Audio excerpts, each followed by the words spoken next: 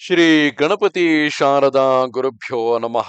ಯತ್ರ ಯೋಗೇಶ್ವರ ಕೃಷ್ಣೋ ಯತ್ರ ಪಾರ್ಥೋ ಧನುರ್ಧರಃ ತತ್ರ ಶ್ರೀ ವಿಜಯ ಭೂತಿರ್ಧ್ರುವ ನೀತಿರ್ಮತಿರ್ಮಮ. ಶ್ರೋತೃಗಳಿಗೆ ಶ್ರೀ ಅಳಸಿಂಗರಾಚಾರ್ಯ ವಿರಚಿತ ಶ್ರೀ ವ್ಯಾಸ ಮಹರ್ಷಿ ಪ್ರಣೀತ ಶ್ರೀಮನ್ ಮಹಾಭಾರತದ ಉದ್ಯೋಗ ಪರ್ವದಲ್ಲಿ 45ನೆಯ ಅಧ್ಯಾಯಕ್ಕೆ ಸ್ವಾಗತ. ಧೃತರಾಷ್ಟ್ರನಿಗೆ ಸನತ್ಸುಜಾತರ ತತ್ವೋಪದೇಶಗಳು ಮುಂದುವರಿಯುತ್ತಿವೆ. ಸನತ್ಸುಜಾತ ಮುನಿಯು ಧೃತರಾಷ್ಟ್ರನನ್ನು ಕುರಿತು, ಓ ರಾಜ, ಶೋಕ, ಕ್ರೋಧ, ಲೋಭ, ಕಾಮ, ಅಹಂಕಾರ, ತೂಕಡಿಕೆ, ಈರ್ಷ್ಯೆ, ಅಜ್ಞತೆ, ಸಂದೇಹ, ತನಿಕನ, ಅಸೂಯೆ, ತನ್ನಲ್ಲಿ ಹೀನತ್ವ ಬುದ್ಧಿ, ಇವು 12 ಮನುಷ್ಯರ ಪ್ರಾಣವನ್ನೇ ನಾಶ ಮಾಡತಕ್ಕ ದೊಡ್ಡ ದೋಷಗಳು. ಮನುಷ್ಯನ ಬುದ್ಧಿಯನ್ನು ಕೆಡಿಸಿ ಅವನನ್ನು ಪಾಪದಲ್ಲಿ ಪ್ರವರ್ತಿಸುವಂತೆ ಮಾಡುವ ಈ ದೋಷಗಳು ಪ್ರತಿಯೊಬ್ಬ ಮನುಷ್ಯನನ್ನು ಆವರಿಸುವವು. ಪೇರಾಸೆಯುಳ್ಳವನು, ದಯಾಶೂನ್ಯನು, ಕ್ರೂರವಾಗಿ ಮಾತಾಡುವವನು, ಬಾಯಾಡಿಯು, ಮನಸ್ಸಿನಲ್ಲಿ ಕೋಪವನ್ನು ಸ್ಥಿರವಾಗಿ ಇಡುವವನು, ತನ್ನನ್ನು ಹೊಗಳಿಕೊಳ್ಳುವವನು, ಈ 6 ಮಂದಿಯು ಕೆಟ್ಟ ಸ್ವಭಾವವುಳ್ಳವರೇ. ಅಲ್ಲದೆ ಅಂಥವರಿಗೆ ಏನಾದರೂ ಅದೃಷ್ಟವಶದಿಂದ ಭಾಗ್ಯವು ಲಭಿಸಿದರೆ ಇತರರನ್ನು ಲಕ್ಷ್ಯ ಮಾಡುವುದೇ ಇಲ್ಲ. ವಿಶೇಷ ಭೋಗ ಮಗ್ನನಾಗಿ ದುರ್ಮಾರ್ಗದಲ್ಲಿ ನಡೆಯುವವನು, ಅಧಿಕ ಗರ್ವವುಳ್ಳವನು, ಇತರರಿಗೆ ದಾನ ಮಾಡಿ ಅದನ್ನು ತಾನು ಅದಕ್ಕಾಗಿ, ಅಂದರೆ ಆ ರೀತಿ ದಾನ ಮಾಡಿದ್ದಕ್ಕಾಗಿ ತನ್ನನ್ನು ತಾನು ಅದಕ್ಕಾಗಿ ಹೊಗಳಿಕೊಳ್ಳುವವನು, ಕೃಪಣನು, ದುರ್ಬಲನು, ಆತ್ಮಸ್ತುತಿಪರನು, ಯಾವಾಗಲೂ ಕೈ ಹಿಡಿದ ಹೆಂಡತಿಯನ್ನು ದ್ವೇಷಿಸುವವನು, ಈ 7 ಮಂದಿಯು ಪಾಪಿಗಳೆಂದು ಕ್ರೂರರೆಂದು ಗಣಿಸಲ್ಪಡುವರು. ಧರ್ಮ, ಸತ್ಯ, ತಪಸ್ಸು, ಇಂದ್ರಿಯ ನಿಗ್ರಹ, ಮಾತ್ಸರ್ಯವಿಲ್ಲದಿರುವಿಕೆ, ಅಕಾರ್ಯಗಳಿಗೆ ನಾಚಿಕೆ, ಸುಖ ದುಃಖಗಳನ್ನು ಸಹಿಸುವುದು, ಅಸೂಯೆ ಇಲ್ಲದಿರುವುದು, ದಾನ, ಅಧ್ಯಯನ, ಧೈರ್ಯ, ತಾಳ್ಮೆ, ಇವು 12 ಬ್ರಾಹ್ಮಣನಿಗೆ ದೊಡ್ಡ ವ್ರತಗಳು. ಈ ವ್ರತಗಳನ್ನು ತಪ್ಪದೆ ಹಿಡಿಯುವವನು ಸಮಸ್ತ ಭೂಮಿಯನ್ನು ಆಳಬಲ್ಲನು. ಅವನು ಇವುಗಳಲ್ಲಿ 3 2 ಕೊನೆಗೆ ಒಂದನ್ನಾಗಲಿ ಪಡೆದಿದ್ದರೂ ಅವನಿಗೆ ಸ್ವಂತವಾದುದು ಯಾವುದೊಂದು ಇಲ್ಲವೆಂದು, ಅಂದರೆ ಯಾತರಲ್ಲಿಯೂ ತಾನು ಸಂಬಂಧವನ್ನು ಇಟ್ಟುಕೊಳ್ಳದವನೆಂದು ತಿಳಿಯಬೇಕು. ಇಂದ್ರಿಯ ನಿಗ್ರಹ, ತ್ಯಾಗ, ಎಚ್ಚರ ತಪ್ಪದಿರುವುದು, ಅಂದರೆ ಅಪ್ರಮಾದ, ಇವು ಮೂರರಲ್ಲಿಯೇ ಮುಕ್ತಿಯು ನೆಲೆಗೊಂಡಿದೆ. ಬ್ರಹ್ಮವನ್ನೇ ಪ್ರಧಾನವಾಗಿ ಇಟ್ಟುಕೊಂಡ ವಿದ್ವಾಂಸರಾದ ಬ್ರಾಹ್ಮಣರಿಗೆ ಇವು ಮುಖ್ಯವಾದವುಗಳು. ಇತರರಲ್ಲಿ ದೋಷವಿರಲಿ ಇಲ್ಲದಿರಲಿ, ಪರದೂಷಣೆಯು ಬ್ರಾಹ್ಮಣರಿಗೆ ಯೋಗ್ಯವಲ್ಲ. ಹಾಗೆ ಮಾಡತಕ್ಕವರು ನರಕ ಭಾಗಿಗಳು. ಮದವೆಂಬುದು 18 ದೋಷಗಳುಳ್ಳದ್ದು. ಅವುಗಳನ್ನು ನಾನು ಇನ್ನೂ ನಿನಗೆ ವಿವರಿಸಿಲ್ಲ. ಈಗ ಹೇಳುವೆನು ಕೇಳು.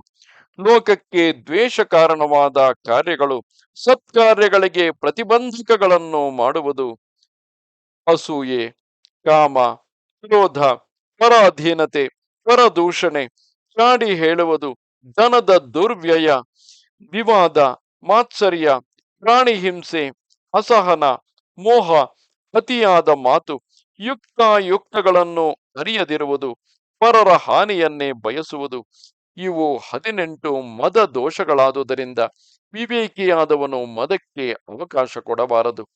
ನಿಜವಾದ ಸೌಹಾರ್ದಕ್ಕೆ ಮುಂದೆ ಹೇಳುವ 6 ಲಕ್ಷಣಗಳುಂಟು. ಮಿತ್ರನ ವ್ಯಸನವನ್ನು ನೋಡಿ ವ್ಯಸನ ಪಡುವುದು, ಅವನ ಹರ್ಷ ಕಾಲದಲ್ಲಿ ಸಂತೋಷಿಸುವುದು, ತನಗೆ ಅತ್ಯಂತ ಪ್ರಿಯವಾದ ಮತ್ತು ಕೇಳಬಾರದ ವಸ್ತುಗಳನ್ನು ಮಿತ್ರನಾದವನು ಕೇಳಿದರೂ ಹಿಂತೆಗೆಯದೆಯೇ ಕೊಟ್ಟು ಬಿಡುವುದು, ತನ್ನ ಸರ್ವ ಸೌಭಾಗ್ಯವನ್ನಾಗಲಿ ಪ್ರಿಯ ಪುತ್ರನನ್ನಾಗಲಿ ಕೊನೆಗೆ ಕಳತ್ರವನ್ನಾಗಲಿ ತನ್ನ ಮಿತ್ರನು ಯಾಚಿಸಿದಾಗ ಅವುಗಳನ್ನು ತ್ಯಾಗ ಮಾಡಲು ಹಿಂಜರಿಯದಿರುವುದು, ತನ್ನ ಮಿತ್ರನಿಗೆ ತಾನು ಕೊಟ್ಟು ಬಿಟ್ಟ ಮೇಲೆ ಅವನ ಮನೆಯಲ್ಲಿ ಹೋಗಿ ನೆಲೆಸಿ ಅವನಿಂದ ಕಿತ್ತು ತಿನ್ನದೆ ಆಮೇಲೆ ತಾನಾಗಿ ಸಂಪಾದಿಸಿದ ವಸ್ತುವನ್ನೇ ಅನುಭವಿಸುವುದು, ಮಿತ್ರನಿಗಾಗಿ ಎಂತಹ ಕಷ್ಟಕ್ಕಾದರೂ ಹಿಂಜರಿಯದೆ ಆತ್ಮತ್ಯಾಗ ಮಾಡಲು ಸಿದ್ಧನಾಗಿರುವುದು, ಇವು 6 ಉತ್ತಮ ಸೌಹಾರ್ದದ ಲಕ್ಷಣಗಳು. ಭಾಗ್ಯವಂತನು ಗುಣವಂತನು ಆದ ಇಂತಹ ತ್ಯಾಗಿಯೇ ಸಾತ್ವಿಕನೆನಿಸುವನು. ಅಂಥವನು ಪಂಚಭಾಷಾತ್ಮಕಗಳಾದ ಪಂಚೇಂದ್ರಿಯಗಳನ್ನು ಆ ಇಂದ್ರಿಯಗಳನ್ನು ಎಳೆಯತಕ್ಕ 5 ವಿಷಯಗಳಿಂದ ತಿರುಗಿಸಬಲ್ಲನು. ಇದು ಕೂಡ ನಿಷ್ಕಾಮವಾದ ಪೂರ್ಣ ತಪಸ್ಸೆನಿಸುವುದು. ಆದರೆ ಸತ್ವಗುಣದಿಂದ ಜಾರಿದವರಲ್ಲಿ ಇದೇ ಫಲೋದ್ದೇಶದೊಡನೆ ಕೂಡಿದುದಾಗಿ ಅದರ ಮೇಲೆ ಸತ್ಯ ರೂಪವಾದ ಜ್ಞಾನಕ್ಕೆ ತಡೆಯನ್ನುಂಟು ಮಾಡಿ ಯಜ್ಞಾದಿ ಕರ್ಮಗಳ ರೂಪವಾಗಿ ಹೊರಪಡುವವು. ರಾಜ, ಆದರೆ ಇಂತಹ ಯಾಗಾದಿಗಳಾದರೂ ಸತ್ಯ ಸಂಕಲ್ಪದೊಡನೆ, ಅಂದರೆ ಪರಮಾತ್ಮ ಜ್ಞಾನದೊಡನೆ ಕೂಡಿದ್ದಾಗಲೇ ಅವು ಪೂರ್ಣವೆನಿಸುವವು. ಅಂತಹ ಯಜ್ಞವೆಂಬುದು ಒಬ್ಬನಿಗೆ ಮನಸ್ಸಿನಿಂದಲೇ ರೂಪವಾಗಿ ನಡೆಯುವುದು, ಇನ್ನೊಬ್ಬನಿಗೆ ವಾಕ್ಯನಿಂದ ಅಂದರೆ ಜಪರೂಪವಾಗಿ ನಡೆಯುವುದು, ಬೇರೊಬ್ಬನಿಗೆ ಕರ್ಮದಿಂದ ನಡೆಯುವುದು.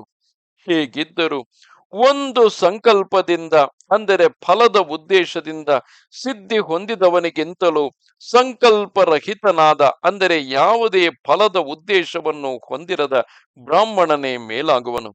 ರಾಜ, ಮತ್ತೊಂದು ಮುಖ್ಯ ವಿಷಯವನ್ನು ಇಲ್ಲಿ ನಾನು ತಿಳಿಸುವೆನು. ಮುಖ್ಯವಾಗಿ ಬ್ರಾಹ್ಮಣನು ಈಗ ನಾನು ಹೇಳಿದ ಪರಮಾತ್ಮ ಜ್ಞಾನ ವಿಷಯಕವಾದ ಯೋಗ ವಿದ್ಯೆಯನ್ನೇ ಅಧ್ಯಯನ ಮಾಡಬೇಕು. ಬೇರೆ ಶಾಸ್ತ್ರಗಳೆಲ್ಲವನ್ನು ವಿದ್ವಾಂಸರು ಮಾತಿನ ವಿಕಾರಗಳು ಮಾತ್ರವೆಂದು ಹೇಳುವರು. ಈ ಸಮಸ್ತ ಪ್ರಪಂಚವು ಈ ಯೋಗದಲ್ಲಿಯೇ ನೆಲೆಸಲ್ಪಟ್ಟಿದೆ, ಈ ಯೋಗದಲ್ಲಿಯೇ ನೆಲೆಗೊಳಿಸಲ್ಪಟ್ಟಿದೆ. ಇದನ್ನು ತಿಳಿದವರೇ ಮೃತ್ಯುವನ್ನು ಜಯಿಸಿ ಮೋಕ್ಷವನ್ನು ಹೊಂದುವರು. ರಾಜ, ಕೇವಲ ಪುಣ್ಯ ಕರ್ಮದಿಂದಲೇ ಆ ಪರಮಾತ್ಮನನ್ನು ಹೊಂದಲು ಸಾಧ್ಯವಿಲ್ಲ. ಅಗ್ನಿಹೋತ್ರ ಮೊದಲಾದ ಹೋಮಗಳನ್ನೇ ಮಾಡಲಿ ಅಥವಾ ದೊಡ್ಡ ಯಾಗಗಳನ್ನೇ ನಡೆಸಲಿ, ಬ್ರಹ್ಮ ಜ್ಞಾನವಿಲ್ಲದವನು ಅದರಿಂದ ಮೋಕ್ಷಕ್ಕೆ ಭಾಗಿಯಾಗಲಾರನು. ಅವನಿಗೆ ಕೊನೆಯವರೆಗೂ ಶಾಶ್ವತವಾದ ಸಂತೋಷವು ಲಭಿಸದು. ತಾನೊಬ್ಬನೇ ಮೌನವನ್ನು ಅಂದರೆ ಮುನಿ ಧರ್ಮವನ್ನು ಉಪಾಸಿಸಬೇಕು. ಮನಸ್ಸಿನಿಂದಲೂ ಚಲಿಸಬಾರದು.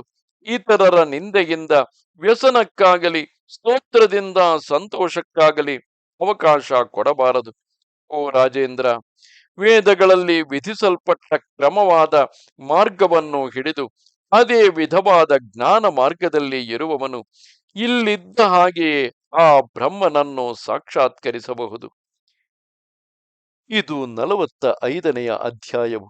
ನಮಸ್ತೆ ಶಾರದೆ ದೇವಿ, ಕಾಶ್ಮೀರ ಪುರವಾಸಿನಿ, ತ್ವಾಮಹಂ ಪ್ರಾರ್ಥಯೇ ನಿತ್ಯಂ, ವಿದ್ಯಾದಾನಂಚ ದೇಹಿಮೆ. ನಮಸ್ಕಾರ.